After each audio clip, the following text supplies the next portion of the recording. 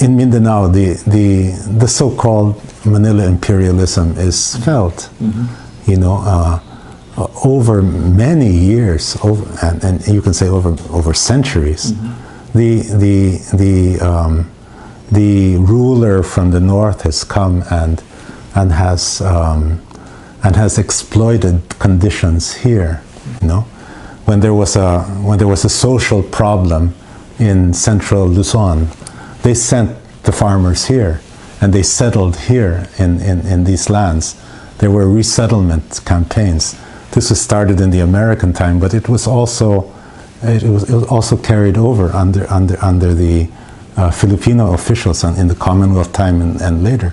The resettlement issues, which brought migrants from Luzon into Mindanao, displaced the Mindanaoans from their lands, and often through laws that they did not understand.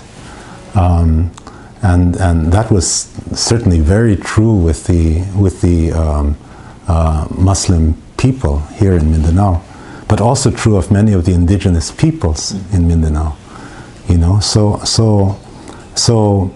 the Mindanaoans feel, finally we have a national leader who can at least mediate this to people in Luzon and help them to understand that much of the poverty that we have here in Mindanao is because of policy that was made in Manila. So the development has really, as it were, begun to solve the problems well in Metro Manila, but it has really neglected Muslim Mindanao and Mindanao in general. But at the same time, Mindanaoans are aware that the resources of Mindanao have been exploited by people who eventually are in Manila. There are many hopes that Mindanaoans have, and they've come to rest these hopes in Rodrigo Duterte now. If you address the major problem of peace in Mindanao, you're not just addressing a Mindanao problem. You're addressing a national problem. This has really been a national problem with international ramifications for a long time.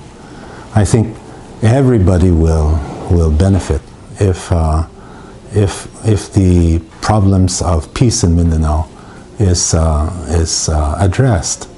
We really believe that President Duterte can lead the country to a genuine peace agreement with the Muslims. We are convinced that he understands the Muslim situation, and that he can read the political forces within the Muslim groups better than most leaders, most national leaders in the country.